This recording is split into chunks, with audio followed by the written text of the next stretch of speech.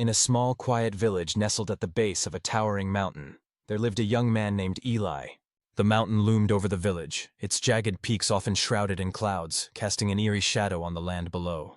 For generations, the villagers had lived in its shadow, telling stories of those who had tried to climb it but never returned.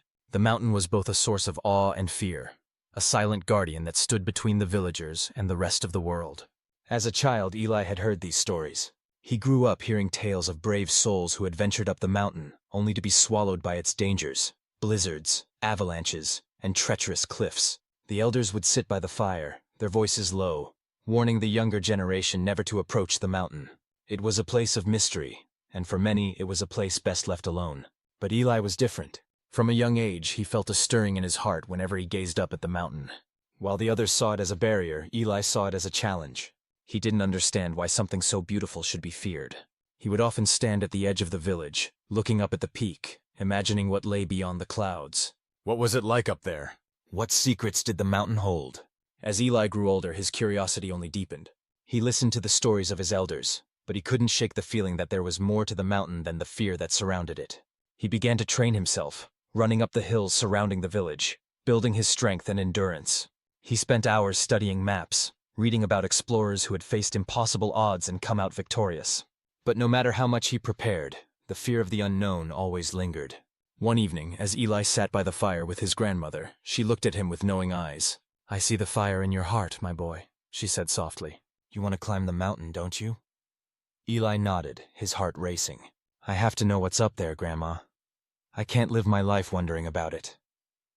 His grandmother sighed, her voice filled with both wisdom and caution. "The mountain is not just a physical challenge, Eli. It is a challenge of the spirit. It will test you in ways you cannot imagine. It will push you to your limits. And when you reach the top, you may find that the mountain does not give you what you expect, but it will give you something more valuable."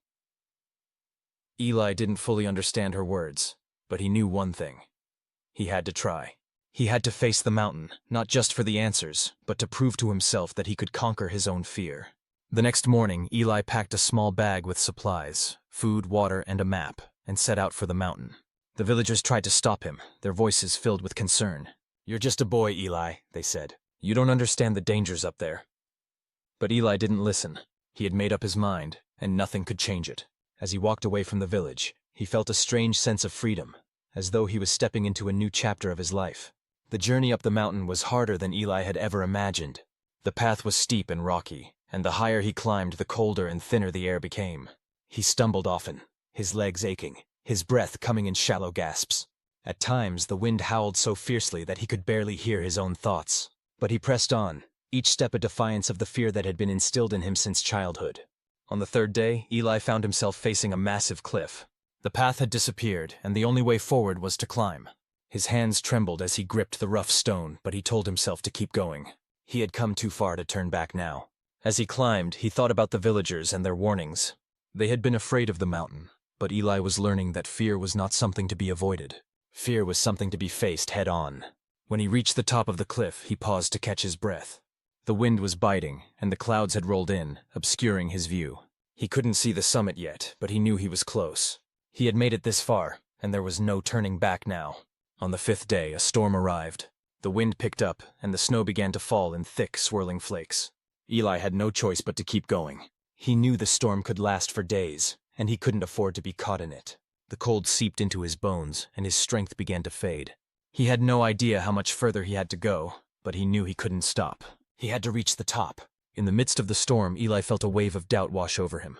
What if he was making a mistake? What if the mountain was too much for him?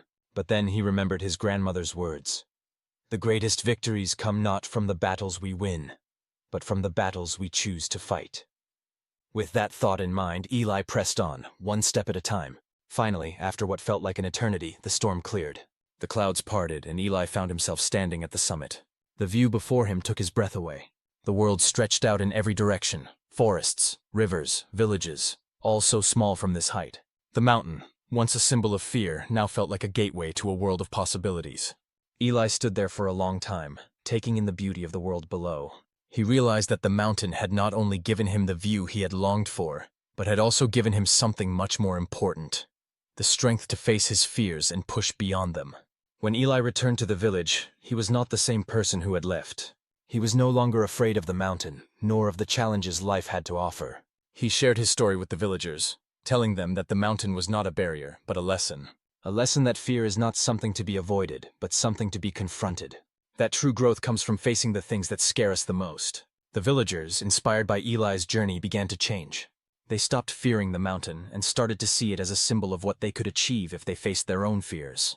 One by one, they began to venture up the mountain, not to conquer it, but to conquer themselves. Moral of the story: fear is not something that can be avoided. It's something that must be faced. We all have mountains in our lives, obstacles, challenges, and doubts. But the greatest victory comes not from avoiding those mountains, but from climbing them. When we face our fears, we discover a strength within ourselves that we never knew existed. The mountain may not always give us what we expect, but it will always give us what we need. The courage to keep going, no matter how difficult the journey may seem.